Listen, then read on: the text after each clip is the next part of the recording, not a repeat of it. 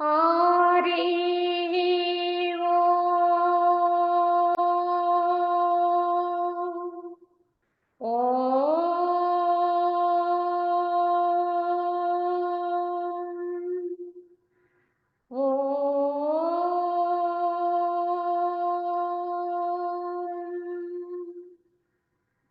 शुक्लाम्बरधरं विष्णुं शशिवर्णं चतुर्भुजं प्रसन्नवदनं ध्यायेत् सर्वविघ्नोपशान्तये अखण्डमण्डलाकारं व्याप्तं येन चराचरं तत्पदं दर्शितं येन तस्मै श्रीगुरवे नमः। ओम गुरुर्ब्रह्मा गुरुर्विष्णुः गुरुर्देवो महेश्वरः गुरु साक्षात् परं ब्रह्म तस्मै श्री गुरवे नमः। वन्दे परब्रह्म चिदात्मकं सद्वन्दे गुरुं शान्तमुमेशमीशं वन्दे शिवानन्द गुरुप्रवीरं वन्दे सदा ज्ञानपि वन्दनीयान् अनन्तसुखदातारमखण्डानन्दविग्रहं दयालुमतिसन्तुष्टं वन्देऽहं मम सद्गुरुं रागादिरोगान् सततानुषक्त न शेषकाय प्रवृतानशेषान् औत्सुक्यमोहारतिदान् जिघान यः पूर्ववैद्याय नमोऽस्तु तस्मै यः पूर्ववैद्याय नमोऽस्तु तस्मै। ఓం శ్రీరామచంద్ర పరబ్రహ్మణే నమః. శ్రీ వశిష్ఠ గీత ఉపశమ ప్రకరణము అనేది జరుగుతుంది. ఇందులో శ్రీ వశిష్ఠుల వారు శ్రీరామచంద్రుల వారితో తెలియచేస్తూ ఈ మనో నివారణము అనే అంశం గురించి మాట్లాడుతున్నారు. ఈ చైతన్య శక్తి, ఈ ప్రాణశక్తి, ఈ రెండింటి యొక్క సంబంధము చేత సంకల్పమునికి హేతువైనటువంటి మనసు పుడుతుంది. ఆ మనసు యొక్క సంకల్పము చేత ఈ జగత్ అనేది ఉద్భవిస్తుంది.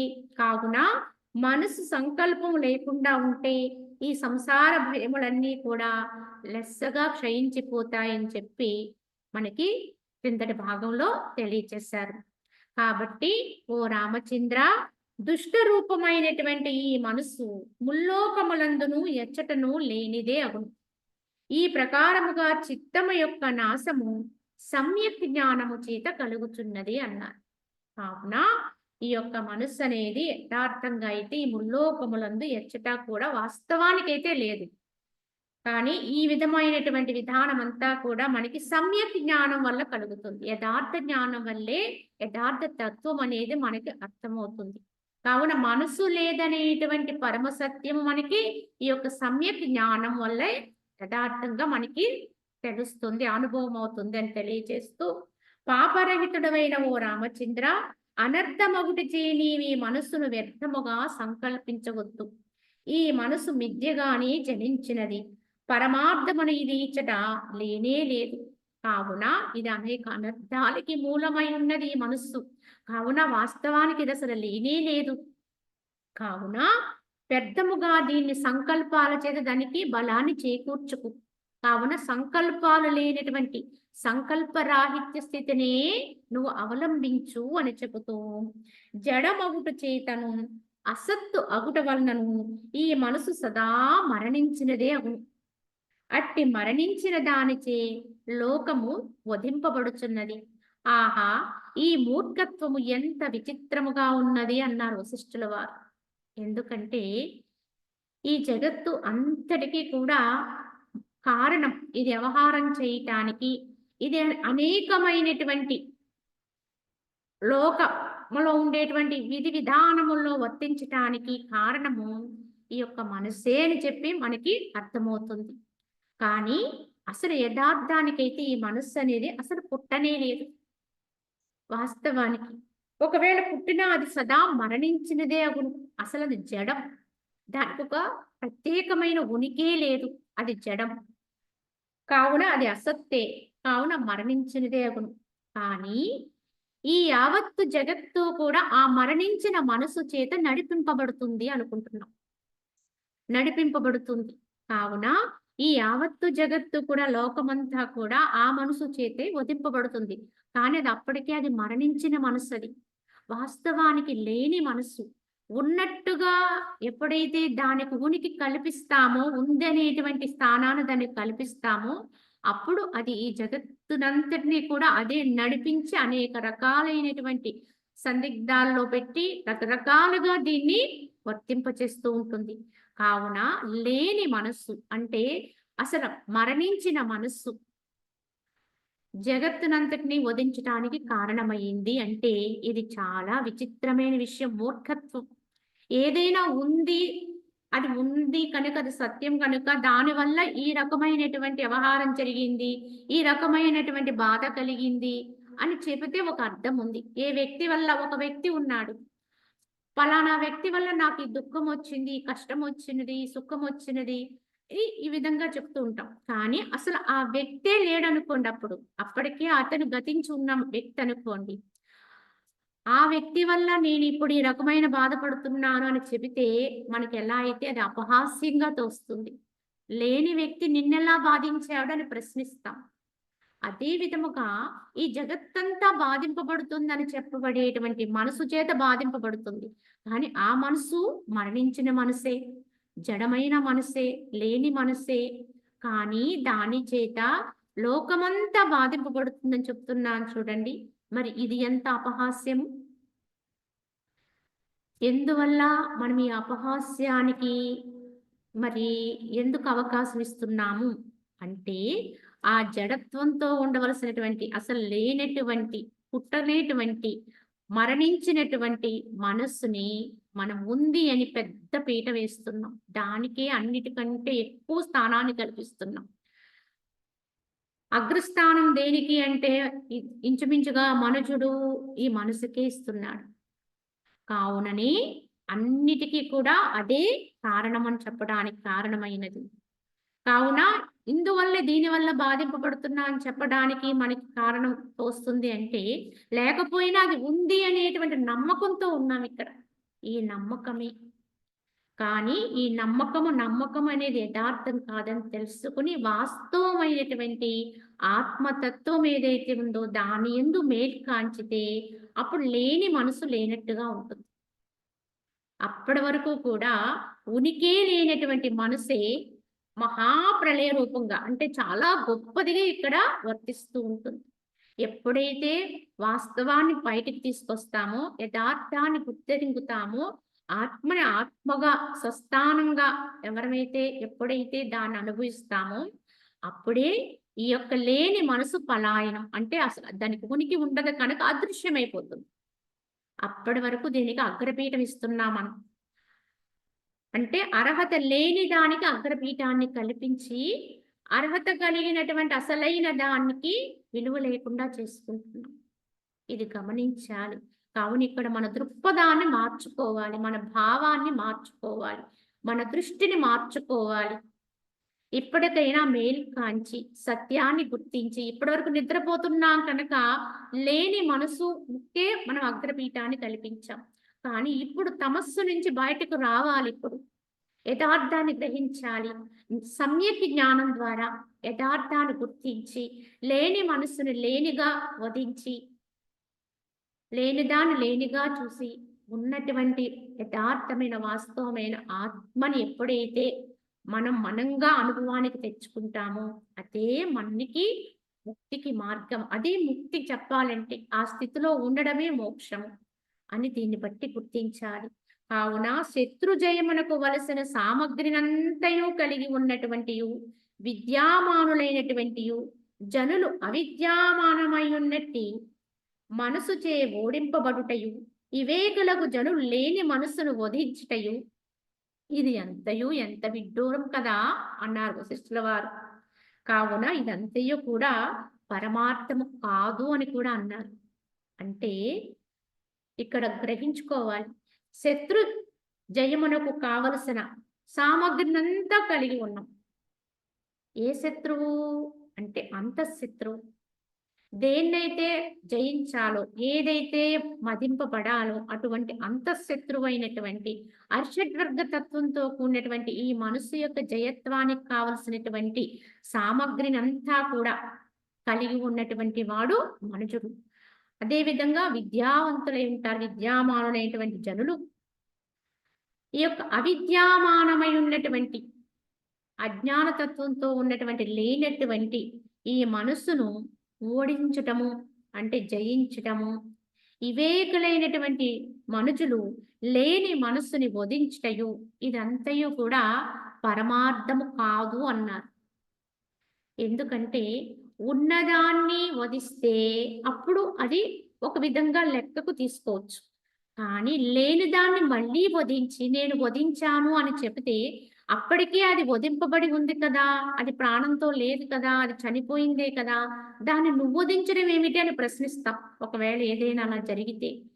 కానీ అసలు ఉనికి లేనటువంటి మనస్సుని ఓడించటానికి, నిగ్రహించటానికి ఎంతో ప్రయత్నం చేసి ఇదే సాధన అని చెప్పుకుంటున్నాం మనం. ఇదే అన్నిటికంటే గొప్పగా మనం చేయవలసిన సాధన. ఈ మనసుని, ఇంద్రియాన్ని జయించాలి ఇత్యాది వాటి కోసమే మనకి ఎన్నో శాస్త్రాలు పుట్టాయి. ఎందరో మహాత్ములు దీని గురించే మాట్లాడుతున్నారు. మనస్సును ఎలా నిగ్రహించాలి, ఎలా ఓడించాలి, ఎలా అదుపు చేయాలి, దాన్ని ఎలా లయత్వాన్ని కలిగించాలి, దీని కొరకే ఎందరో మహానుభావులు ఎన్నో విధాలుగా మనకి వక్కాణిస్తున్నారు. ఎన్నో పురాణాలు, గాథలు, శాస్త్రాలు పుట్టాయి దీనికి. కానీ ఇంతకీ ఇంత శాస్త్రము, ఇన్ని రకాలుగా ఉండేటువంటి మహనీయుల యొక్క సాంగత్య ప్రభావం నుంచి వచ్చేటువంటి సంభాషణలు ఇవన్నీ కూడా దేనికోసము అంటే లేని మనస్సుని, చనిపోయినటువంటి అసలు పుట్టనటువంటి మనస్సుని చంపడం కొరకు. ఇదేమి పెద్ద గొప్ప విషయము కావున ఇది అసలు పరమార్థమే కాదని కొట్టేశారు వశిష్ఠుల వారు. దీన్ని ఆధ్యాత్మిక సాధన అనడానికి లేదు. ఇది పరమార్థము కాదు. పరమార్థమైనటువంటి తత్వాన్ని ఏదైతే ఉందో అది అనుభవించాలి.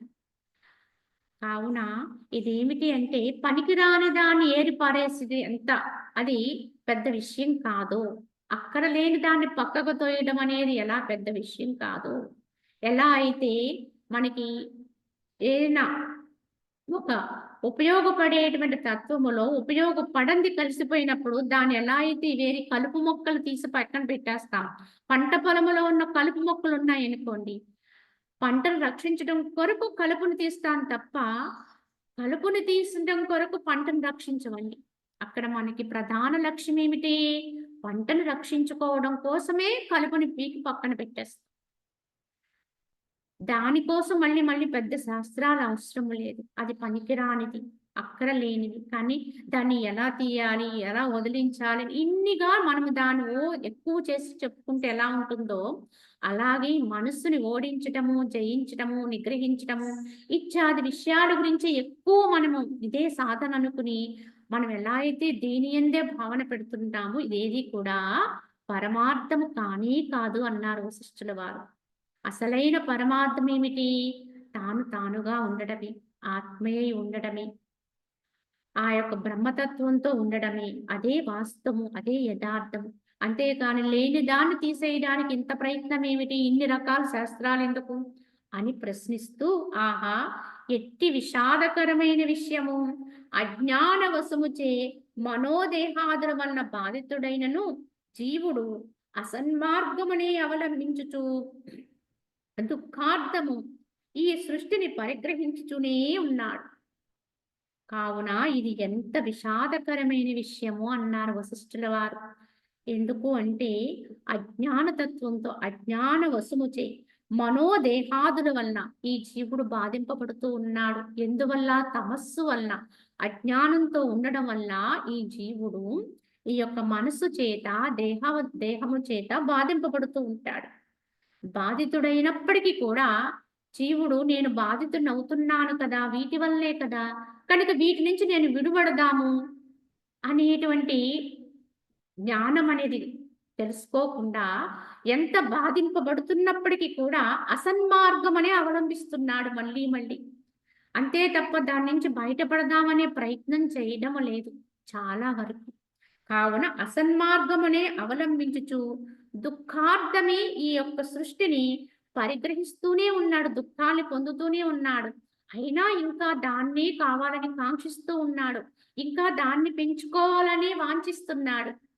ఇంకా వృద్ధి అవ్వాలి, ఇంకా పెరగాలి, ఏదో పొందాలి, ఎక్కడికో పోవాలి, ఇక్కడ ఏవో పదవులు పొందాలి, కీర్తిని పొందాలి, లేకపోతే ఇంకేదో పొందాలి అనేటువంటి కాంక్షలోనే ఉన్నాడు తప్ప వీటన్నింటి సమూహాన్ని అనుభవించినటువంటి జీవుడు వీటిలో పడి ఎన్నో పరితాపాలు పొందుతున్నాడు తప్ప యథార్థమైన ఆనందాన్ని పొందలేకపోతున్నాం కదా.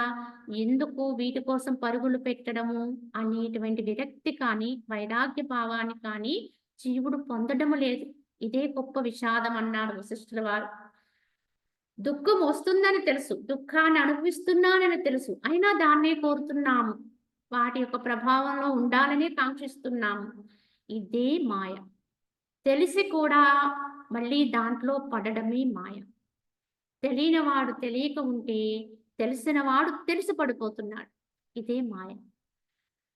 కావున ఇదే అన్నిటికంటే విషాదకరమైన విషయం. ఎందుకంటే ఇది మాయా, ఇది విధం, ఈ దుఃఖము కనుక దీని నుంచి నేను ఎందుకు తెరిపిన పడకూడదు, అనుభవించటానికి నాకు అవసరము లేని వాటిని కూడా నేను ఎందుకు అనుభవించాలి.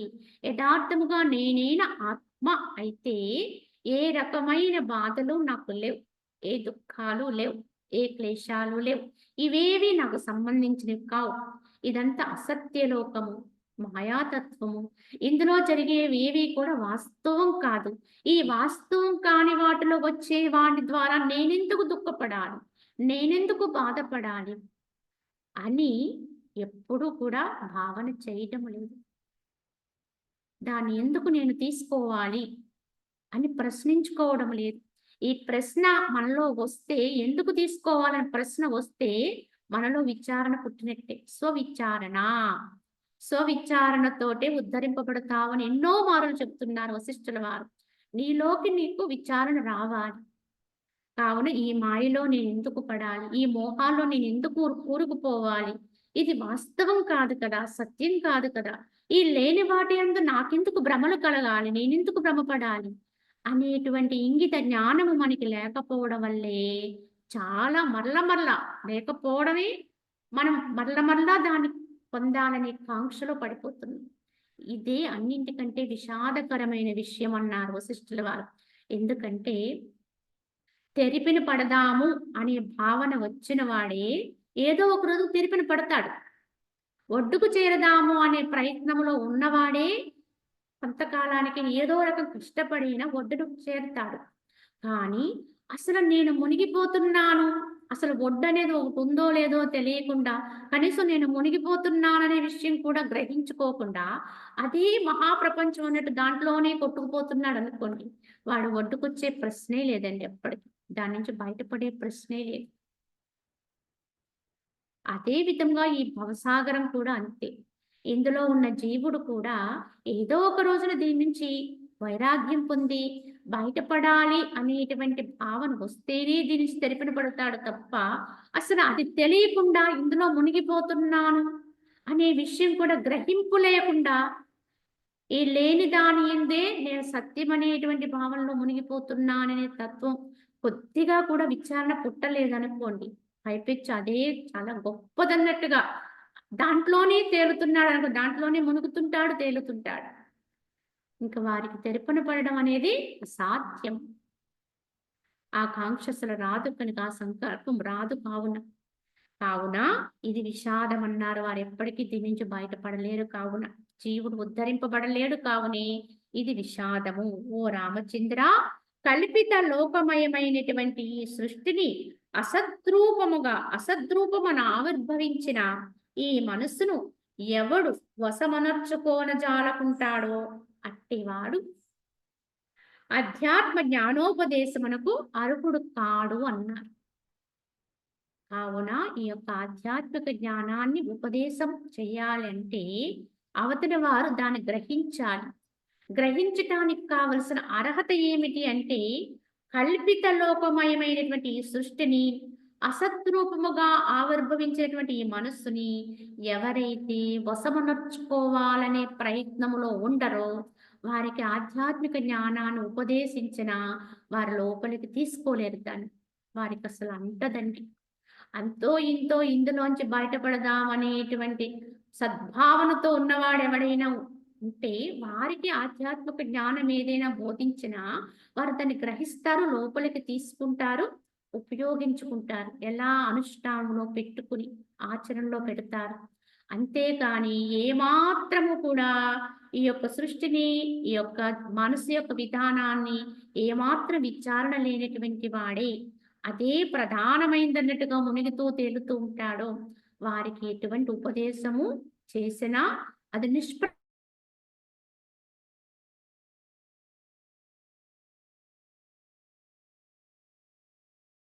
ఉండదో వారికి దీన్ని తెలియచెయ్యకూడదనే చెప్పారు. ఎందుకంటే అది అక్కడ అనర్హత. కావున ఉపయోగపడదు. దానికున్న విలువ కూడా తగ్గిపోతుంది. కావున ఎప్పుడు కూడా ఆధ్యాత్మికమైనటువంటి జ్ఞానబోధ అనేది అర్హత కలిగిన వారికే దాన్ని అందించే ప్రయత్నం చేయాలి. ఈ విధంగా ఏ మనసు వాస్తవముగా లేనే లేదో అది జయింపబడినదనే ఎరుంగుము. ఏ శిల లేనే లేదో అది సమీపము నుండి దూరముగా తొలగింపబడినదే అగును కదా. ఎవడు మనస్సు లేదని ఎరుగునో అతడు దాన్ని జయింపగలుగునని భావము. కావున ఏ మనస్సు అయితే వాస్తవముగా లేనే లేదో, ఎవరికైతే మనసు యొక్క విధానము లేదు, అది ఏ సంకల్పాలు లేని స్థితిలో ఉంటుందో అట్టివాడు మనసును జయించినట్టే. ఆ మనసు జయింపబడినదని లెక్క. ఏ శిల అయితే అక్కడ లేదు, ఇంతకు ముందు అక్కడ శిల ఉండేది కానీ ఇప్పుడు లేదు అంటే అది అక్కడి నుంచి తొలగించేశారు అని అర్థం. అంటే అది దూరంగా ఎక్కడో దాన్ని ఎక్కడో పడవేయటము, ఎక్కడో తొలగించడం జరిగింది అని అర్థం. అదే విధముగా ఎవరి మనస్సు లేదని ఎరుగునో అతడు దాన్ని జయింపగలుగునని భావము. కావున ఎవరైతే ఈ మనసు అసత్రూపము, ఇది యథార్థము కాదు, వాస్తవము కాదు, దాన్ని లెక్కించవలసిన అవసరము లేదు, తానైన ఆత్మగానే తాను ఉండాలి, ఏ సంకల్పము లేనటువంటి స్థాయిలో నేను ఉండాలి అనే సంకల్పంతో ఉన్నారనుకోండి, వాడు తప్పకుండా మనసుని జయించుతాడు, తప్పకుండా దాన్ని అధిగమిస్తాడు అని అర్థం చేసుకోవాలి. కానీ ఎవరికైతే మనసు యొక్క వాస్తవ తత్వం అర్థమవుతుందో వాడు ఏదో ఒక రోజుకు దాన్ని జయిస్తాడు. అసలు ఎప్పుడూ మనసు యొక్క తత్వాన్ని గుర్తించడో, గమనించడో, దాని యొక్క తత్వాన్ని విచారణ చేయడో వాడికి దాని నుంచి బయటపడే అవకాశం కూడా ఉండదు. కావున ఓ రామచంద్ర, ఏ దుర్బుద్ధి లేని మనస్సును కూడా జయింపుకున్నాడో అట్టివాడు విషముచే గ్రహింపబడకున్నను విషం జనితమైన మూర్ఛచే మరణించిన వాడే అవుతాడు. కావున ఏ యొక్క దుర్బుద్ధి, బుద్ధి దుర్బుద్ధి కనుక ఆ బుద్ధి విధానం సరిగా లేకపోతే దుర్బుద్ధి, దానికి సమ్యక్ జ్ఞానము లేకపోతే అది దుర్బుద్ధి. కనుక అటువంటి దుర్బుద్ధి లేని మనసుని కూడా, ఇంతకీ ఉన్నది కాదు, వాస్తవంగా మనసు లేదు కనుక ఇక్కడ మనసును జయించమని చెబుతున్నారు.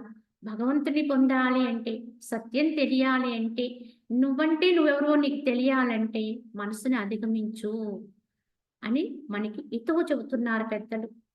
కానీ ఏ దుర్బుద్ధి దీన్ని ఆలకించకుండా లేని మనసుని కూడా జయించుకోవటానికి ఏమాత్రం ప్రయత్నం చేయరు. ఉన్నదాన్ని జయించమని చెప్పడం లేదు వారెవ్వరూ కూడా. లేని దాన్ని లేనట్టుగా చూడు, లేని దాన్ని లేనట్టుగా వదిలేయి, ఇదే మనకి చెప్పే హితవు. కానీ అంత మాత్రం ప్రయత్నం కూడా ఎవడైతే చెయ్యడో, ఇటువంటి వాక్యాలు ఆలకించి కూడా దాని చెవిని పెట్టడో అట్టివాడు ఎటువంటి వాడు అంటే విషము తాగకపోయినా విషమును గురించినటువంటి భయము చేత మరణించిన వాడు ఎలా ఉంటాడో అట్టివాడు. ఆడు విషాన్ని తీసుకోలేదు కానీ తీసుకున్నది విషం అనేటువంటి భావనలో ఉండి ఆ విష ప్రభావం తన మీద పనిచేస్తుందనే భయము చేత మరణిస్తూ ఉంటాడు. చాలా రకాలుగా మనకొచ్చేటువంటి అనారోగ్య విషయాల్లో కూడా ఇదే మనకి గ్రహింపవుతుంది. ఎందుకంటే చాలా వరకు వచ్చిన అనారోగ్యాల కంటే కూడా ఆ యొక్క రోగం వల్ల వచ్చే ఫలం గురించినటువంటి భయము చేత శ్వాస విడుస్తూ ఉంటారు. అంటే ప్రాణాలు పోగొట్టుకుంటూ ఉంటారు. మరణిస్తారు అని చెబుతూ ఉంటారు. గతంలో మనకి చాలా ఉధృతిగా వచ్చినటువంటి కరోనా అనే వ్యాధి, ఈ విషయంలో చాలా మంది అనుభవంగా గ్రహించిన విషయమే.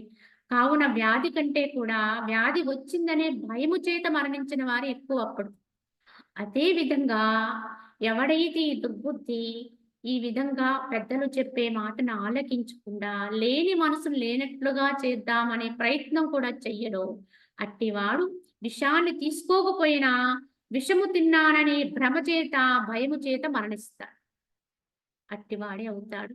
అంటే ఆ మనసు యొక్క ప్రభావానికి లోనయ్యి దానివల్ల అనేక రకాలైనటువంటి ఇక్కడ సతమతమవుతూ చివరికి జన్మ పరంపరలు పడుతూ దుఃఖాలు పొందుతూ ఈ విధంగా అధోగతి పాలైపోతాడు ఆ జీవుడు. ఇంతకీ ఎవరి వల్ల? ఆ లేని మనసు చేత బాధింపబడి. దానివల్లే అదే సత్యమనే నమ్మకంతో ఉంటాడు కావున. కానీ ఎప్పుడైతే యథార్థ దృష్టి కలుగుతుందో లేని దాన్ని లేనట్టుగా నువ్వు ఎప్పుడైతే తేలిక భావనతో దాన్ని తీసుకోగలుగుతావో, వదిలేస్తూ ఉంటావు, దాన్ని పట్టించుకోవో, అది నిన్నప్పుడు ఏమీ చేయలేదు. దానికి ఎంత విలువిస్తావో, దాన్ని ఎంత అగ్రాన్ని పెట్టుకుంటావో, నెత్తి మీద పెట్టుకుంటావు, మనసుకి అగ్రస్థానాన్ని ఇస్తావో, అది అంతగా బాధిస్తూ ఉంటుంది. ఎవరి విషయంలో అయినా ఇదే జరుగుతుంది. దానికొచ్చే భావాలకి ఎప్పుడైతే మనం ప్రాధాన్యత ఇస్తూ ఉంటామో, అది ఇంకా ఇంకా ఇంకా లోకతత్వాన్ని చెప్తుంది. లోక విషయాలే బోధిస్తూ ఉంటుంది. అనేక రకాల భేదాల్ని కలిగిస్తూ ఉంటుంది. పంతాలు పడుతూ ఉంటుంది. ఇక్కడే మనకక్కడే వస్తాయి పట్టుదలలు. ఈ రకంగా మనలో రకరకాల వైషమ్యాలు, శత్రుత్వ భావాలు అలా జీవుడు అధమత్వాన్ని పొందేస్తాడు. కానీ మనసుని ఎవరైతే చూసి చూడనట్లుగా దానిలో ఏమైనా ఉత్తమ లక్షణాలుంటే వాటిని మాత్రమే ఆచరణలో పెట్టుకుంటూ ఇతరత్రా అది ఏం చెప్పిన దాన్ని మనం ఎప్పుడైతే చెవిని పెట్టకుండా సాధనా మార్గంలో ఎవరంతట వాళ్ళు ప్రయాణం చేసుకుంటూ ఉంటామో అప్పుడే అది మనకి వశపడుతుంది. అంతే తప్ప దాన్ని మనం విలువిచ్చి దాని యొక్క భావాల్ని ఆలకిస్తూ దానికొచ్చిన కోరికలను తీరుస్తూ ఉన్నామనుకోండి, జీవిత పర్యంతము చేసినా అది ఎప్పటికీ చాలు అనదు. ఇంకా ఇంకా ఇంకా నీకు లోకాల్లోనే ఇది ఇతరత్ర అనేక క్రియాకలాపాలు ఇందే నిన్ను తిరిగాడింపచేస్తుంటుంది. కావున ఓ రామా, ఈ జగత్తునంతని గుడ్డిదానిగా చేసివేసిన ఈ జీవుడేమి చిత్తమేమి? నీవు వాణ్ణి అసద్రూపముగానే ఎరుంగము. అట్టి అసద్వస్తువులకిక మనుజుని పడగొట్టగల శక్తి ఏముంటుంది? కావున ఓ రామా, ఈ జగత్తునంతటినీ కూడా ఒకరిద్దరిని కాదు, కొంతవరకు కాదు, కొందరిని కాదు, యావత్తు జగత్తుని కూడా గుడ్డిదాని చందంగా చేస్తుంది. ఎవరు? ఈ మనసే. ఉన్నదాన్ని చూడలేం, లేని దాన్ని ఊహిస్తూ ఉంటాం, ఉందని భ్రమిస్తూ ఉంటాం, ఉన్న పరమ సత్యాన్ని చూడనివ్వదు. అది ఈ యొక్క మానసిక తత్వం, గుడ్డితనం, అజ్ఞానం. కావున ఈ విధంగా ఈ జగత్తునంతటిని గుడ్డిదానిగా చేసివేసిన ఈ జీవుడేమిటి, చిత్తమేమిటి? కావున దానికి నువ్వు ఏమాత్రం విలువనివ్వద్దు. కావున నీవు వాణ్ణి అసద్రూపముగా చూడు. అసలు నీకు వాటిని లెక్కించకు, దాన్ని పట్టించుకోకు. అసలు నువ్వు పుట్టనే లేదన్నట్టుగా దాన్ని వదిలేయి. కనుక అసద్రూపముగానే ఎరుంగము. అట్టి అసద్వస్తువులక మనుషుని పడగొట్టగల శక్తి ఏముంటుంది? దాన్ని ఎప్పుడైతే నువ్వు లేదనుకున్నావో, దాన్ని లేనట్టుగా వదిలేసావో, అప్పుడు అది నేనేం చేయగలను? దాని శక్తి అంతా నిర్వీర్యమైపోతుంది. దానికి ఏ శక్తి ఉండదు. ఎందుకు అంటే ఇక్కడే మనం గమనించుకోవాల్సింది ఏమిటంటే, ఇంతకీ ఎక్కడా ఈ మనస్సు అనే దానికి అది లేదు. అది ఒక ఛాయ వంటిది. ఒక చెప్పాలంటే బింబానికి ప్రతిబింబం వంటిది. ప్రతిబింబం ఎప్పుడూ సత్యం కాదు, బింబమే సత్యం. అలాగే నీడ ఎప్పుడూ సత్యం కాదు. ఎవరి నుంచి వచ్చిందో నీడ వారుంటారు తప్ప వారి నీడ యథార్థం కాదు. కానీ నీడ ఏం చేస్తుంది? ఎవరి నుంచి అయితే అది పాకిందో, ఆ నీడ వచ్చిందో వారిని పట్టుకునే ఉంటుంది. కానీ ఎవరైతే ఆ బింబతత్వంతో ఉన్నవారు ఏం చేస్తే నీడ కూడా అదే చేస్తున్నట్టుగా అనిపిస్తుంది. వాస్తవానికి నీడకి ఏమన్నా ప్రాణం ఉందండి? శక్తి ఉందా? దాన్నసల ఎప్పుడైనా సరే ఆ యొక్క వ్యక్తి నుంచి నీడొచ్చింది. కానీ గమనించండి, ఎప్పుడూ కూడా తాను ఎక్కడి నుంచైతే వచ్చిందో నీడ, ఆ పదార్థాన్ని కానీ, ఆ వస్తువుని కానీ, ఆ వ్యక్తిని కానీ వదిలి మాత్రం రాదండి బయటికి. దాన్ని తాకి పట్టుకుని మన నీడ మన పాదాల నుంచి వెళుతుంది. కానీ మన పాదాలతో కలిసే ఉంటుంది నీడ. మనల్ని వదిలేసి నీడను ముందుకెళ్ళమనండి, వెళ్ళదు. అంటే ఇక్కడ ఏమిటి? మన యొక్క ఆకృతి, ఈ రూపమే ఆ నీడకి ఆకారం అక్కడ. కానీ ఇక్కడ నీడ కనిపించింది కదా! ఆ నీడే సత్యమా అంటే అది వాస్తవానికి లేదసల. అది వాస్తవం కాదు. కనిపించింది ఛాయ మాత్రమే అది. మరి అన్ని పనులు చేస్తుంది. ఇది ఎలా ఊపితే అది అలానే చేస్తుంది. మరి ఇది శక్తి ఎక్కడి నుంచి వచ్చిందండి? అంటే దీన్ని పట్టుకుని ఉండడం వల్ల వచ్చింది. వదిలేసి ఆడించమనండి దాన్ని. మన నీడని మనల్ని వదిలేసి వేరుగా వెళ్ళి చర్య చేయమనండి. ఏమీ చేయలేదు. అంటే ఎక్కడి నుంచి వచ్చిందో దాన్ని పట్టుకోవడం వల్లే నీడకి ఆ శక్తి వచ్చింది. అలాగే మనసు కూడా ఎక్కడి నుంచి వచ్చిందో అక్కడే పట్టుకుని ఉంటుందండి. తన మూలం అక్కడే ఉంటుంది. అదే ఆత్మ. మనలో ఉండేటువంటి చైతన్యము, భగవంతుడు, శక్తి ఏదైతే ఉందో అక్కడి నుంచి ఉద్భవించినటువంటి తత్వమే నీడ లాంటిదే ఈ మనస్సు. కానీ ఈ మనసు ఎక్కడ పుట్టిందో అక్కడ మాత్రం అది పట్టుకొని ఉండి, అది మాత్రం బయటకొచ్చి చర్యలు చేస్తూ ఉంటుంది. వ్యవహారం చేస్తూ, నడిపిస్తూ రకరకాల విధానాల్లో. కానీ వాస్తవానికి అది ఉందా? అంటే లేదు. కానీ ఎప్పుడైతే మనం ఈ విషయాన్ని గుర్తించమో, ఎంతవరకైతే మనసే అన్నిటికీ ఇలాగ ఆడించడానికి కారణమవుతుంది. కనుక దానికసలు అది లేదు. అది ఒక బొమ్మ, అది నీడ లాంటిది అని గ్రహించి, నేనైనటువంటి ఆత్మగా ఉండిపోయాననుకోండి. దాన్ని గుర్తించలేదనుకోండి, దాని వెంట పడలేదనుకోండి, ఆత్మభావనతో ఉన్నామనుకోండి, అప్పుడు ఆ యొక్క నీడ లాంటి ఆ మనసుకి శక్తి విహీనం అయిపోతుంది. దానికి ఎప్పటి వరకు ఆ శక్తి వస్తుందంటే అది నిజమని నమ్మి, నీ లోపల నువ్వయున్న ఆత్మశక్తియే దానిలోకి వస్తున్నప్పుడే అది శక్తివంతంగా అనిపిస్తుంది దాన్ని నమ్మినప్పుడు. కానీ దాన్ని నుంచి విడిపించేసామనుకో, అంటే నీడన మన నుంచి వేరుగా వెళితే ఎలా అయితే ఆ నీడకి ఆధారం లేకపోతే అది అసలు మాయమైపోద్ది, లేకుండా అయిపోద్ది. మనతో సంబంధం ఉన్నంత వరకే నీడకి ఉనికి ఉంది. సంబంధం లేకపోతే దానికి అసలు ఉనికే లేదు. అలాగే ఆత్మని పట్టుకుని అది ప్రసారం అవుతూ ఉంటుంది బయటికి. కానీ ఆత్మ తన్ని తాను మరిచి ఉన్నంత వరకు అది విజృంభిస్తుంది. కానీ ఎప్పుడైతే నన్ను నేను గుర్తుపెట్టుకుంటానో, నన్ను నేనుగా తెలుసుకుంటానో, తెలుసుకున్నప్పుడు ఎప్పుడైతే దాని నుంచి విడివడింప చేస్తానో, అది లేదుగా వదిలేస్తానో, అప్పుడు దానికి శక్తి ఎక్కడి నుంచి రాదు, విహీనమైపోతుంది. ఆ శక్తి విహీనమై దానికి శక్తి లేకుండా అయిపోతుంది. క్రమంగా అది నశించిపోతుంది. ఇంతకు ముందే చనిపోయున్నది. కానీ ఇప్పుడు దానికి శక్తి లేకపోవడం వల్ల, అంటే నీ శక్తిని వాడుకునే అది విజృంభించింది ఇప్పటి వరకు. కానీ నేనే, అంటే అది నన్నేం చేయలేదు, నేను ఆత్మని అని ఎవడు తెలుసుకుని తానుగా అయిపోతాడో దానికి ఇంక ఏ శక్తి అందదు. అది శక్తి విహీనమై, అంటే దాన్ని ఎప్పుడైతే పట్టించుకోవో, దాంట్లోకొచ్చే సంకల్పాలు గాని, భావాన్ని గాని, తృష్ణను కానీ, ఇత్యాదివేవి కూడా గుర్తించవో, గమనించవో, అంటే దాని పట్టింపు లేకుండా ఉంటావో, అప్పుడు దానికి శక్తి విహీనత ఏర్పడుతుంది. తద్వారా అది లయత్వాన్ని పొందుతుంది. చేసేది లేక అది రహితమైపోతుంది, లేకుండా అయిపోతుంది. ఇదండి మనసు లేని స్థితి అంటే. కానీ నన్ను నేను మర్చి దాన్ని కూడా పడ్డానో, అదే మహాశక్తివంతమైపోతుంది. నన్ను నేను తెలుసుకొని నేనుగా ఉన్నానో, మనసుకి ఏ శక్తి లేదండి.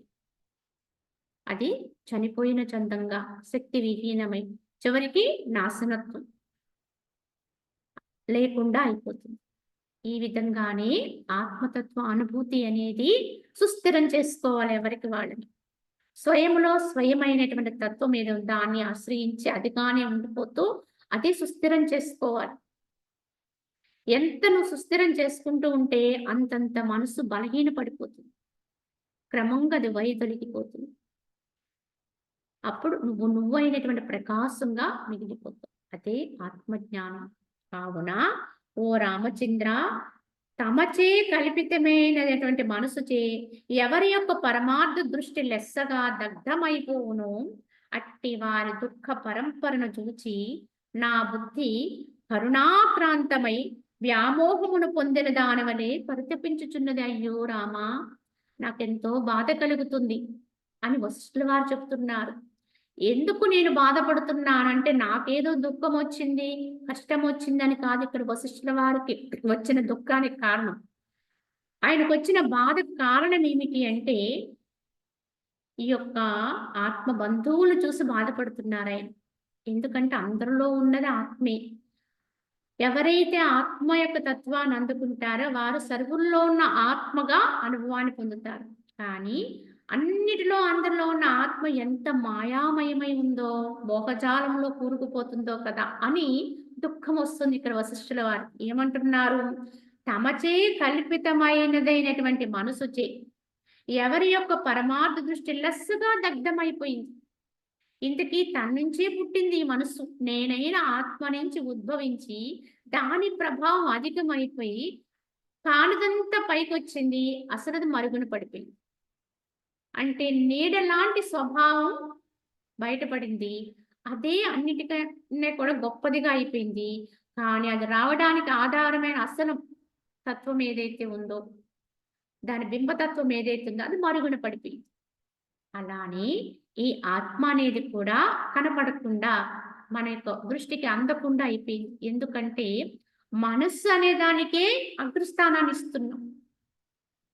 కావున ఎవరికైతే ఈ విధంగా తమ చేతే కల్పితమైన మనస్సు దాని యొక్క ప్రలోభానికి వారు ఎప్పుడైతే గురి అవుతూ ఉంటారో వారు పరమార్థ దృష్టి అనేది పూర్తిగా కోల్పోతారు. అంటే వారికి జ్ఞానం అనేది నెమ్మదిగా రహితమైపోతుంది. మనసుకి ఎంత విలువిచ్చి దాని ప్రలోభాలకిలో పడిపోతామో అంతంత అజ్ఞానం పెరిగిపోతుందండి. ఎంతెంత అజ్ఞానం పెరిగిపోద్దో అంతంత జ్ఞాన విహీనత్వం, అంటే పరమార్థ దృష్టి, అంటే ఆత్మ యొక్క దృష్టి, చైతన్య దృష్టి అనేది కోల్పోతూ ఉంటాం. క్రమంగా మరుగున పడిపోయింది. నన్ను నేను మర్చిపోయి అధోగతి పాలై అన్యమైనటువంటి విధానంలో ఉన్నప్పుడు నేనంటే అసలు నాకు ఎవ్వరో ఏంటో ఏది గుర్తులేని తత్వంతో ఉంది జీవుడు. కనుక ఈ జీవుడు దేహాన్ని పట్టుకున్నాడు కనుక ఈ దేహమే నేను, ఈ దేహానికి ఉన్నటువంటి నామమే నా పేరు, నా ఊరు, నా తత్వం ఇది అనుకుంటూ ఇందులో ఉండిపోయాడు.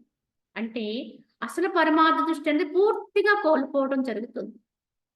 కావున కల్పితమైనటువంటి మనస్సు చేత పరమార్థ దృష్టిని ఎక్కడైతే లెస్సగా దగ్ధమైపోతుందో అట్టి వారి యొక్క దుఃఖ పరంపరను చూసి నాకు కరుణార్థ దృష్టి కలిగి కరుణాక్రాంతమై వ్యామోహమును పొందిన వాని వలె పరితపిస్తున్నాను. అయ్యో, వీరు ఇంకెప్పుడు దీంట్లోంచి బయటపడతారో కదా, వాస్తవముగా తామైన ఉన్నటువంటి తత్వం ఎప్పటికి ఎరుకవుతుందో కదా, వీరికి అన్యమైన భావాలకు లోనైపోయి అదిగా అయిపోయారే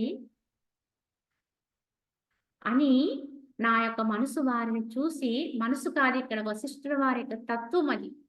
కావున కరుణాక్రాంతమై పరితపిస్తున్నాను. ఇదండి మహనీయుల యొక్క లక్షణం. తాను మాత్రమే ఉద్ధరింపబడుకోవాలని తలంచరండి. మహనీయులు ఎప్పుడూ కూడా అందరి యొక్క హితవును కోరుతూ ఉంటారు. యథార్థమైన హితం ఏమిటి? ఆత్మోద్ధారణే అన్నింటికంటే ఉత్తమోత్తమైన హితవండి. కావున సాటివారు తోటివారు ఎవ్వరైనా సరే వారి యొక్క ఆత్మని ఉద్ధరించుకోవడానికి ఎంత మాత్రము వారికి సహాయం చేయగలిగిన అంతకు మించినటువంటి గొప్ప ఉపకారం ఇంకొకటి ఉండదండి మనం చేయగలిగింది. కావున ఎవరికైనా సరే ఈ ఆత్మజ్ఞానాన్ని వారిలో తట్టి లేపగలిగితే వారంతట వారే ఉద్ధరింపబడతారు.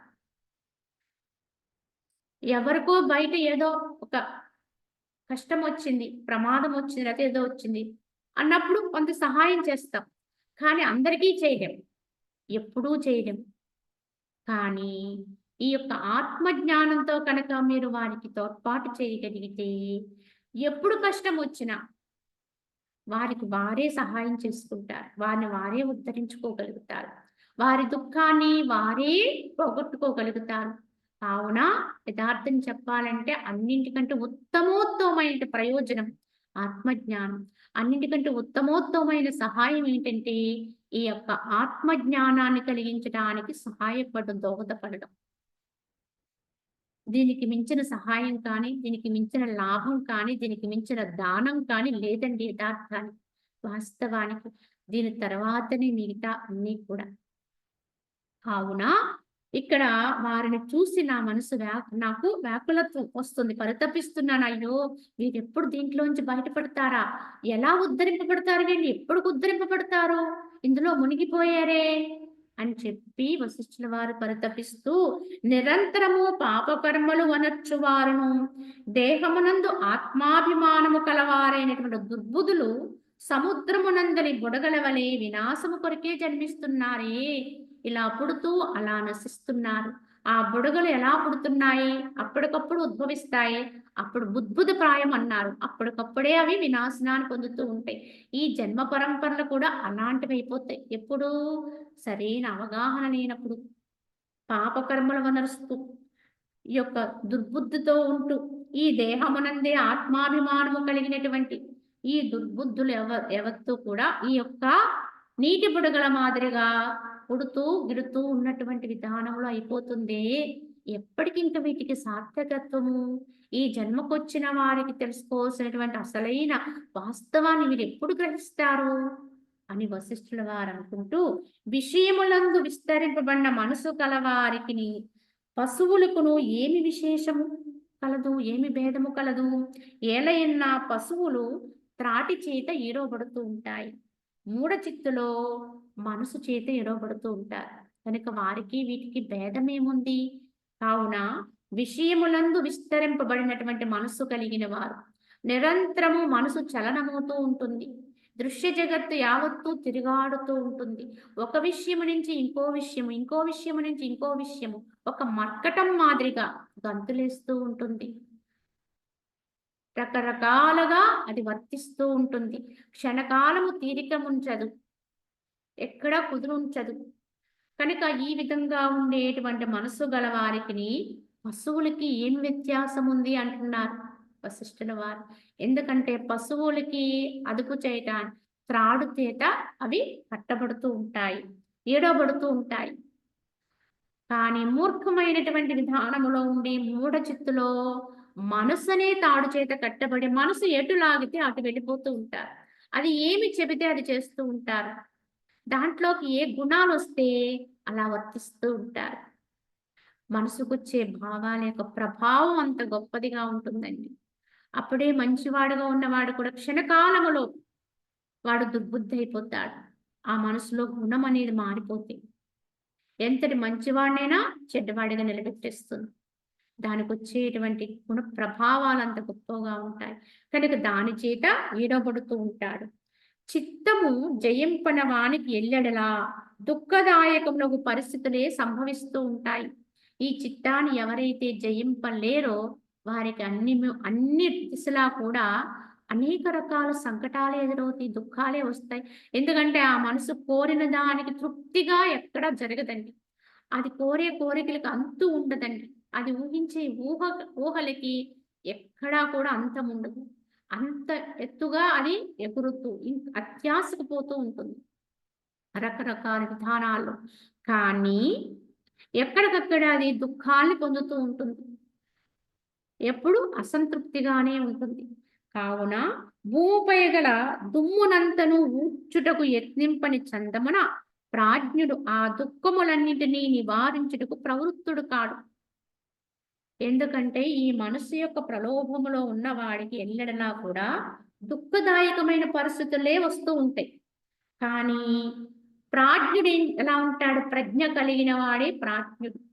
అంటే యథార్థమైన వాస్తవ జ్ఞానాన్ని ఎవరైతే ఉద్ధరించుకుంటారో ప్రస్ఫుటంగా తమలో తాముగా దాన్ని అనుభవించుకోగని స్థితికి వెళ్తూ ఉంటారో, విచారణ మార్గంలో ఉంటారో, వారి యొక్క విధానం ఎలా ఉంటుందంటే, దుమ్మునంతటిని ఊడ్చుటకు యత్నించరు. భూమిని శుభ్రం చేద్దాం. మనం ఇప్పుడు ఆ దారి వెంట వెళ్ళాలి. కావున మొత్తం ఈ భూమి అంతటా, ఈ దారి అంతా శుభ్రం చేసి, అప్పుడు మాత్రమే నేను వెళ్తాను అనుకుంటే ఎప్పటికీ సాధ్యం కాదు. కావున ఆ విధంగా ప్రయత్నం చెయ్యడు వివేకం కలిగిన వాడు. ఎలా అయితే తనకి రక్షణ కల్పించుకుని ముందుకెళ్ళిపోతాడో, ఎందుకంటే దారి సరిగా లేదండి. కావున దారంతా బాగు చేయటం అవ్వదు. కావున ఏం చేస్తాడు? వాడి కాళ్ళకి పాదరక్షలు పెట్టుకొని వెళ్ళిపోతాడు ఆ దారిలో. అంటే వాటి వల్ల ఏ యొక్క హాని పొందకుండానే ముందుకు నడిచి వెళ్ళిపోతాడు. అలాగే ఈ జగత్తు విషయాల్లో ఎన్నో దుఃఖాలొస్తూ ఉంటాయి. రకరకాల పరితాపాలు కలుగుతూ ఉంటాయి. కానీ ప్రజ్ఞ కలిగిన వాడు వీటి యందు పడిపోడు. ప్రజ్ఞ లేనివాడు వాటిలో మునిగిపోతాడు. వివేకం కలిగి ఉన్నవాడేం చేస్తాడు? వాటిని వాటిగానే ఉండనిస్తాడు. అందుకే సాధకుడికైనా, జ్ఞానికైనా కష్టాలు, బాధలు, దుఃఖాలన్నీ ఉంటాయండి. కానీ తీసుకునే విధానంలో తేడా ఉంటుంది. వివేకము లేనివాడు వాటిలో మునిగిపోతాడు. వివేకయుక్తంతో ఉన్నటువంటి వాడు వాటిని వాటిగానే ఉండనిస్తాడు. తాను తానుగా నడిచి వెళ్ళిపోతాడు. తనకి రక్ష పెట్టుకుంటాడు. ఎలా అయితే వాడు పాదరక్షలు పెట్టుకుని నడిచి వెళ్ళిపోతాడో, అదే విధముగా జ్ఞానాన్ని రక్షగా పెట్టుకుంటాడు. పెట్టుకుని ఆ దుఃఖ దశలన్నిటిని కూడా నివారణ చేయటానికి ప్రవృత్తుడు కాడు. అయ్యో! ఈ దుఃఖాన్ని వదిలేద్దాం, ఆ దుఃఖాన్ని పోగొట్టుకుందాం, ఆ కష్టాన్ని నుంచి బయటపడదాము, ఈ ఆపద నుంచి బయటకొద్దాము అని ఎప్పుడూ వాటి వెంట పడడండి. వాటి దారిని వాడు రాణిస్తాడు. తన దారిని తను ప్రయాణమవుతూ వెళ్ళిపోతాడు. ఏవొస్తే వాటికి అడ్డుపడడు. వచ్చే వాటికి అడ్డెళ్ళిపోదాము, ఎదురెళ్ళిపోదామని అవి రాకుండా ఏం చేసేయాలి? అవొస్తే వాటిని లేకుండా ఎలా చేసుకోవాలి? ఇలా ప్రయత్నిస్తాడు. ఎవరు? మనస్సు అనే దాని ప్రలోభానికి లోనైన వాడు. ఈ లోక వ్యవహారమే సత్యంగా భావించేవాడు. దీంట్లో మునిగిపోయేవారు చేసే చర్య ఏమిటంటే దుఃఖాలనేవి రాకూడదు. వస్తే వాటిని తరిమెయ్యాలి. వాటి నుంచి బయటపడడానికి ఏవో రకాల తంత్రాలు, మంత్రాలు ప్రయోగం చేసేయాలి. ఎవరెవరి సహాయమైనా సరే దాని కొరకే అర్థిస్తాం. మనకున్నటువంటి కొద్దిపాటి ఆధ్యాత్మిక జ్ఞానాన్నైనా కొద్ది ఆధ్యాత్మిక జ్ఞానం అని కాదు. కొంత పుణ్యమైనా దాని నుంచి బయటపడడానికే ఉపయోగిస్తాం. భగవత్కర్మ చేశారు. సత్కర్మాచరణ చేస్తూ మంచి కర్మలు చేశారు. ఎవరికో దాన ధర్మాలు చేశారు. అంతో ఇంతో పుణ్యం వస్తుంది. కానీ ఈ పుణ్యము, ఈ దైవ కర్మల వల్ల వచ్చే పుణ్యము అంతటిని కూడా దేని కొరకు ఉపయోగిస్తాము? ఏం కోరుతాము? అంటే ఈ జగత్తులో నాకు కష్టము రాకూడదు, దుఃఖం రాకూడదు, తాను అనుకునేటువంటి పదవులన్నీ పొందాలి అనే దాని కొరకు ఉపయోగిస్తాం. కానీ ప్రజ్ఞ కలిగిన వాడు ఎప్పుడు కూడా తన యొక్క ఆధ్యాత్మిక సాధనైనా ఇంకొకటైనా దేన్నైనా సరే ఈ లోక విషయాల కొరకు, ఈ లోక దుఃఖాన్ని ఉపసంహరించుకోవడానికి పణంగా పెట్టడు. వాటి మానాన వస్తాయి. ఉన్నంత కాలం ఉంటాయి. అతిథుల మాదిరిగా వస్తూ ఉంటాయి. అనుభవిస్తే పోతూ ఉంటాయి అన్నట్టుగా చూస్తాయి. అది కష్టమైన, సుఖమైన ఆగమాపాయను వస్తూ ఉంటే పోతూ ఉంటాయి. చుట్టాలు మాదిరిగా వస్తాయి. చుట్టాలు ఎందుకంటే వచ్చిన అతిథి కొంతకాలం ఉంటాడు. అలాగే వచ్చిన సుఖమైన, కష్టమైన కొంతకాలమే ఉంటుంది ఎవరికైనా. అనుభవిస్తే పోతుందండి. అడ్డుపడితే వాయిదా పడుతుందంతే. ఎప్పుడో ఒకప్పుడు మళ్ళీ మన వెంటే వస్తుందది. ఇప్పుడు అది రాకూడదు, రాకూడదని దానికి ఏవో తర్జన భర్జన పడ్డాం. దానికి ఏవో మంత్రాలు, మాయలు చేసుకున్నాం. లేకపోతే ఇంకేదో చేశాం. మహనీయుల యొక్క అనుగ్రహాన్ని కూడా దానికే వాడుకున్నాం. మనకి గురువులుంటారు. మహనీయుల ఆశీస్సులుంటాయి. ఇవన్నీ ఉంటాయి. కానీ వాటన్నిటి యొక్క ఫలాన్ని కూడా అవి రాకుండా ఉండడానికి వాడుకున్నామనుకోండి. అప్పుడు తాత్కాలికంగా ఉపశమిస్తాయి. తాత్కాలికంగా పక్కకు వెళతాయి. కానీ ఏదో ఒక రోజున మళ్ళీ సరైన వాటికి అనుకూల సమయం వచ్చినప్పుడు మనం వెంట పడతాం. వీటన్నిటికంటే కూడా యథార్థం తెలిసిన వాడైతే, ప్రాజ్ఞుడైతే, వివేకవంతుడైతే ఏదొస్తే దాన్ని అనుభవించటానికి ఎప్పుడూ సిద్ధంగా ఉంటాడు. ధైర్యంగా ఉంటాడు. ఈ మాయా జగత్తులో ఏదొస్తే ఏమిటి, ఏది రాకపోతే ఏమిటి, ఏమవుతుంది అనేటువంటి విధానంలో ఉంటాడు. తనకి ఎప్పుడూ దేనికి అడ్డుపడడు. దేన్ని కావాలని కోరడు. వచ్చిన దాన్ని పోవాలని ద్వేషించడు. రెండూ ఉండవు. ఇది యథార్థంగా ప్రాజ్ఞుడి యొక్క, బుద్ధిమంతుడు, వివేకవంతుడు అయినటువంటి వాడి యొక్క లక్షణం అండి ఇది.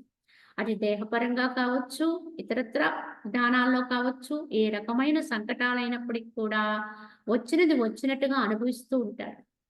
అప్పుడే అది తరిగిపోతుంది. ఆ కర్మ నిశ్శేషమవుతుంది. తాను మాత్రం తన దారి వెతుక్కుంటూ ఉంటాడు. తానైన ఆత్మస్థితిలో ఉంటాడు. తానైన పరమాత్మ తత్వం ఏదైతే ఉందో దాన్ని అవలంబిస్తూ ఉంటాడు. ఇదే యథార్థమండి. అందుకే భగవంతుడిని ఎప్పుడూ మనం ఏది అడగకూడదు అంటారు. ఏది కోరకూడదు. కానీ ఏమి కోరాలి కోరితే అంటే, ఏమి వచ్చినా అంటే కష్టాలు రాకూడదు, దుఃఖాలు రాకూడదు, అనారోగ్యాలు రాకూడదు అని అడగకూడదు. మరి ఏం అడగాలి? ఎన్ని వచ్చినా వాటిని తట్టుకునేటువంటి శక్తినిమ్మని ప్రార్థించాలట. వాటిని ఎదుర్కోగలిగి అంటే ఎన్ని వచ్చినా ఓర్చుకోగలిగే ధైర్యాన్నిమ్మని ప్రార్థించాలి. అప్పుడే మనం మనంగా నిలబడగలుగుతాం. ఇదే మనము అభ్యాసంలో పెట్టుకోవాల్సిన విధానం.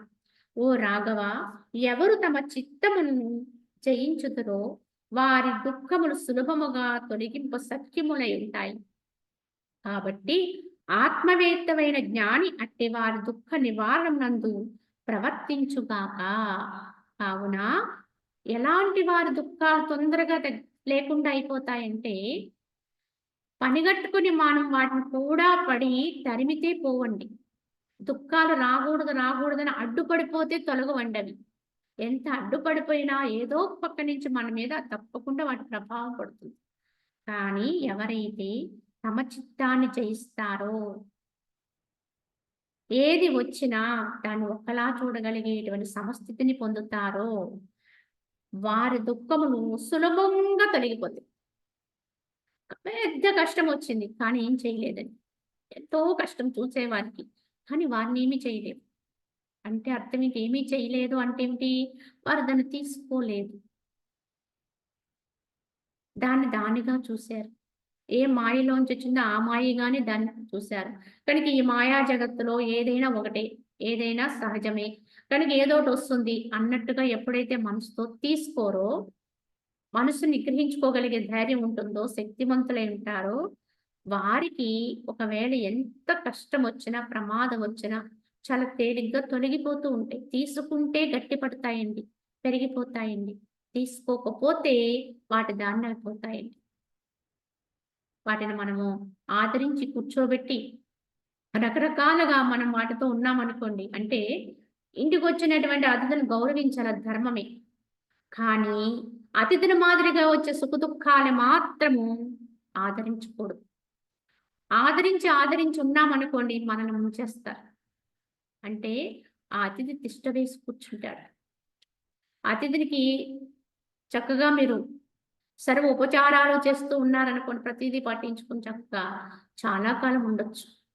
కానీ చూసి చూడనట్లుగా ఊరుకున్నారండి. ఏదో ప్రాప్తంగా ఎప్పుడు ఏది ఉంటే అది అన్నట్టుగా చూస్తున్నారనుకోండి, చాలా కొద్ది రోజుల్లోనే, కొద్ది నాళ్ళలోనే అతిథి తన దాన్ని తను వెళ్ళిపోతాడు. అతిథి అంటేనే వెళ్ళిపోయేవాడని అర్థం. అదే విధంగా అంటే గృహమునకొచ్చిన అతిథిని అనాదరణ చేయమని కాదిక్కడ. ఆ అతిథిని సత్కారంగా చూడాలి. కానీ జీవితంలోకి వచ్చిన అతిథులు ఎవరు అంటే సుఖదుఖాలు. సుఖము, దుఃఖము రెండూ అతిథులే. కానీ ఇద్దరిని కూడా సుఖమైన, దుఃఖమైన రెండూ అతిథులే కనుక పట్టించుకోకుండా అంటే ఏమిటి? చూసి చూడనట్లుగా వచ్చినవి కనుక వస్తాయి. వచ్చిన వాళ్ళు ఎలా కూర్చుంటారు? కూర్చున్న వరకు కూర్చుంటారు. ఎంతవరకు కూర్చుంటారో అంతవరకి. అన్నట్టుగా మీరు ఎప్పుడైతే వాటి అనాదరణ భావంతో ఉంటారో, పట్టించుకోకుండా ఉంటారో, అటు చూసి, ఇటు చూసి కొంతవరకు ఉండి వాటి దారిన వెళ్ళిపోతాయి. అలా కాకుండా వచ్చిందని చెప్పి అధికమైనటువంటి ధ్యానంలోకి వెళ్ళి అధికమైన వాటికి ఆసనం వేసి, పీట వేసి దాన్ని కూర్చోబెట్టి మర్యాదలు చేశామనుకోండి, అక్కడే తిష్ట వేసుకుంటాం. కానీ ఏదో ఒక రోజున మాత్రం వదిలి వెళ్ళిపోతాయి. సుఖమైన, దుఃఖమైన. సుఖమొస్తే పీట వేసి కూర్చోబెట్టొద్దా అనొచ్చు. సుఖమొచ్చింది నిజమే కూర్చోబెట్టారు. కానీ ఒకటి గుర్తుపెట్టుకోండి. దాన్ని ఎక్కువ ఆదరణతో చూస్తారు. కానీ గుర్తుపెట్టుకోవాల్సింది ఏదో ఒక రోజున చెప్పకుండానే వెళ్ళిపోద్ది. అంటే సుఖం మన నుంచి దూరం అయిపోతుంది. కనుక అప్పుడైనా వియోగం తప్పదు. అప్పుడైనా బాధ తప్పదు. కానీ ఏ విధానంలో కూడా మనం ఎప్పుడైతే పట్టనొప్పు లేకుండా ఉన్నామో అప్పుడు తొలగినా ఒకటి, ఉన్నా ఒకటి. ఉన్నప్పుడు వాటితో సహవాసం చేద్దాం. లేనప్పుడు లేదని ఏడ్చే ఏ విధమైనటువంటి ప్రమాదము లేదు అన్నట్టుగా ఉంటే వారికొచ్చేటువంటి కష్టాలైన ఇంకోటైనా చాలా సునాయాసంగా తొలగిపోతూ ఉంటాయంటే వారి మీద ప్రభావం చూపించలేవు. వాటంతట అవే వెళ్ళిపోతూ ఉంటాయి. కాబట్టి ఆత్మవేత్త అయినటువంటి జ్ఞాని అట్టివారి దుఃఖ నివారణమునందు ప్రవర్తించుగాక. కావున ఏ విధంగా ఈ ఆత్మవేత్తలైనటువంటి జ్ఞాని అట్టివారి దుఃఖ నివారణమందు ప్రవర్తించుగాక అన్నారు. కావున ఆ విధమైనటువంటి దుఃఖ నివారణ ఎందే ఆత్మజ్ఞానం కలిగిన వారు వర్తించాలి. అటువంటి దుఃఖము లేనటువంటి స్థితిలోనే ఉండాలి. దుఃఖాన్ని గుర్తించినటువంటి స్థితిలో ఉన్నవాడే ఆత్మజ్ఞాని. కావున మహాబాహువైనో రామ, మనసు వాస్తవముగా లేదు కావున వ్యర్థముగా నీ వద్దాన్ని కల్పించుకోవద్దు. అట్లు కల్పించినచో బేతాళుని చే బాలుడు వలె నీవు దాని చేత పీడింపబడతావు. తాను లేని దాన్ని అధికంగా భావన చేస్తే దానివల్ల అదే నిజమైపోయి చివరికి మళ్ళీ బాధిస్తుంది. ఎలా అయితే చిన్న పిల్లవాడు తెలియక దేన్నో చూసి దెయ్యం అంటే ఆ దెయ్యం అనే భావన చేత వాడు ఎలా పీడింపబడతాడో అదే విధంగా లేని మనసుని ఉన్నట్టుగా అధికంగా తీసుకుంటే ఆ మనసు చేత పీడింపబడతాం. కావున లేని దాన్ని లేనట్టుగా చూడు. ఎంతవరకు నీవు ఆత్మతత్వమును మరిచి ఉంటావో అంతవరకు నీ మనస్సు అనే సర్పము నలువైపులా విజృంభిస్తూనే ఉంటుంది. ఎంతవరకు అయితే నీవు ఆత్మతత్వాన్ని విడిచి ఉంటావు, మర్చిపోయి ఉంటావు, విస్మరణతో ఉంటావు, అంతవరకు కూడా ఈ మనసు అనే సర్పము అన్ని వైపులు తిరుగుతూనే ఉంటుంది. మనసు అన్ని వైపులు తిరుగుతుంది అంటే అర్థం ఏమిటి? ఆత్మయందు నిష్ట లేదు అని. ఎవరికైతే ఆత్మయందు నిష్ట కలిగింది అంటే మనసు చలనరహితమవుతుంది, నిశ్చలమవుతుంది. ఈ రెండు ఒకదానితో ఒకటి అవినాభావ సంబంధం. మనసు నిలిస్తే ఆత్మ దక్కుతుంది. ఆత్మానుభవం కలిగితే మనసు ఆగిపోతుంది. మనసు చెలిస్తే ఆత్మజ్ఞానం విస్మృతైపోతుంది, మర్చిపోతాం. కావున అరిసూదనుడమైన ఓ రామచంద్ర, ఇప్పుడు నీవు పరమార్థభూతముగా ఆత్మను లెస్సగా ఎరింగితివి. సంకల్పము చేతనే చిత్తము వృద్ధి అవుతున్నది. కావున నీ వద్దాన్ని సత్వరము విడిచిపెట్టు. ఇదే నిజమైన త్యాగం. త్యాగికే అన్ని మనకి ఏమైనా సమకూరుతాయి. త్యాగము లేని వాడికి ఏమీ దక్కవు. ఈ వచనాలు మనం వింటాం. చివరికి మనకి గీత అనే శబ్దము దేని సూచిస్తుంది అంటే త్యాగి. త్యాగివిక అని చెప్పడమే గీతా శబ్దములో అంతరార్థం అని చెప్తారు. అయితే మనకి తెలిసిన త్యాగాల్లో కొంతవరకు మనం అనుకుంటాం. మన సుఖములో కొంత భాగాన్ని త్యాగం చేస్తాం. మనకున్నటువంటి సౌకర్యాల్లో కొన్ని త్యాగం చేస్తాం. మన దగ్గర ఉన్నటువంటి ధనములో కొంత త్యాగం చేస్తాం. ఇలా కొన్ని విడిచిపెట్టే లక్షణాలు ఉంటాయి. ఇంత మాత్రం ఉంటే మంచిదే. కానీ త్యాగానికి పూర్ణమైన అర్థం ఇది కాదండి. దాని పరాకాష్ఠ స్థితి ఇంకా ఎంతో లోతుగా ఉంటుంది. కావున కేవలం భౌతికములో కొన్ని వదిలేసి నేను అవి త్యాగం చేశాను, ఇవి త్యాగం చేశాను అనుకుంటూ ఉన్నామనుకోండి, ఇంతకీ త్యాగం చేశాను అనే భావన మనలో ఉన్నంత వరకు వాటిని విడిచిపెట్టినట్టు కాదు, విడిచిపెట్టనట్లే. ఎందుకంటే నావి వారికి ఇచ్చాను, నావి వారికి ఈ యొక్క విధానంలో త్యాగం చేశాను అంటే ఇంకా ఏంటి? నువ్వు ఏదైతే వదిలేసావో దాని పట్ల నాది అనే భావనతో ఉన్నావు. అప్పుడు మనం దాన్ని విడిచిపెట్టినట్లు కాదండి. కావున బయట కొంత వరకు దాన ధర్మాలు ఇత్యాదిగా చేసేవి అవసరమే, మంచిదే. ఎందుకంటే కొంతలో కొంత విడిచిపెట్టడం అనేది మనకు అభ్యాసం అవుతుందండి అలాగా. కానీ త్యాగానికి ఇంకా లోపలికి వెళ్ళి అంతరార్థం గ్రహించుకోగలిగితే వాస్తవానికి మనసుని త్యాగం చేయటమే అన్ని త్యాగాల కంటే ఉత్తమోత్తమైన త్యాగం. ఎవరైతే ఈ మనస్సుని పూర్తిగా పరీక్షిస్తారో, వదిలిపెట్టేస్తారో, విడిచిపెడతారో దానికి మించిన త్యాగం ఇంకేమీ లేదండి. మనసును వదిలేస్తే అన్ని త్యాగాలే. మనసును వదిలేసిన వాడికి ఇంక ఏ వదిలినా వదిలేనని కూడా తెలియదు, ఏమి వదిలేననే భావన కూడా ఉండదు. అంటే ఇదే నిష్కామత్వం. ఇది యథార్థమైన నిష్కామ కర్మాచరణ అవుతుంది. మనస్సుని వదలకుండా ఎన్ని కర్మాచరణ చేసినా, ఎంత త్యాగబుద్ధితో ఉన్నాం అనుకున్నా, ఎక్కడో తప్పకుండా దాని పట్ల గ్రహణ బుద్ధి ఉంటుంది. కాంక్ష ఉంటుంది. ఫలం పట్ల కాంక్ష ఉండి తీరుతుంది.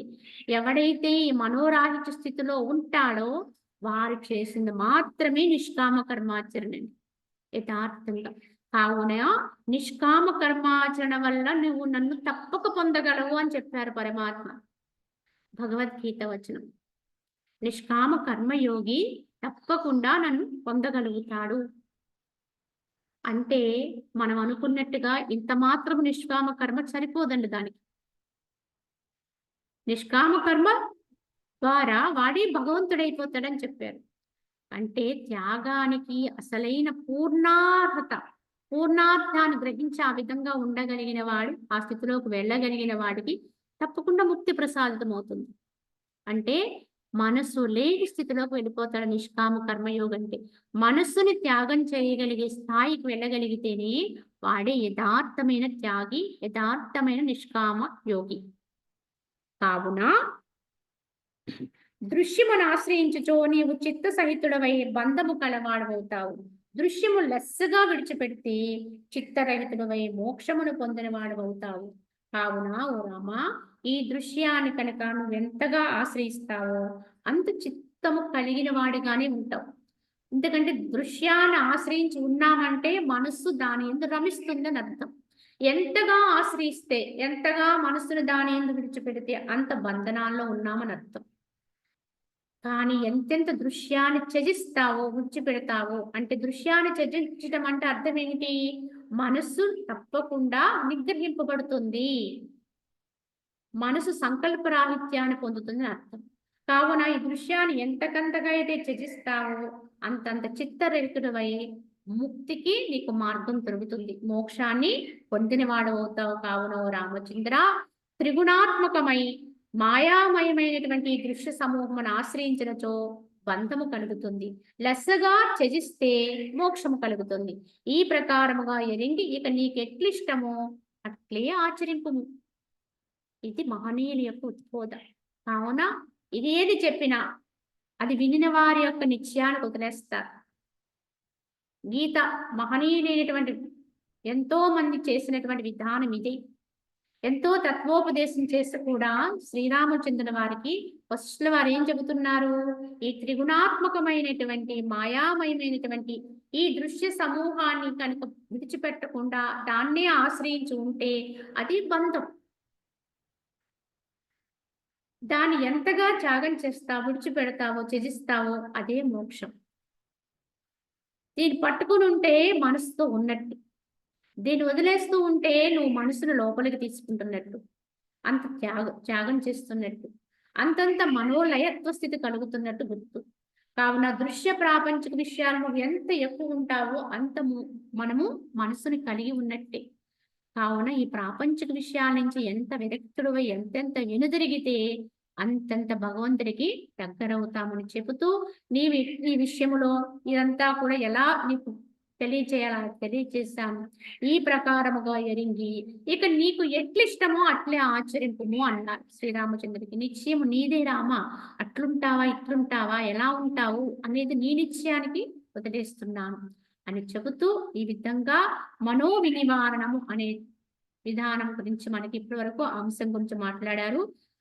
ఇక ఆత్మ ప్రబోధము అనే దాని గురించి చెప్తారు. అది మనము రేపటి భాగంలో తెలియజేసుకుందాం.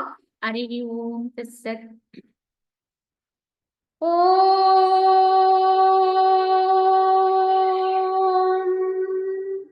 అసతో మా సద్గమయ తమసో మా జ్యోతిర్గమయ మృత్యోర్మా అమృతంగమయ. ఓం శాంతి శాంతి.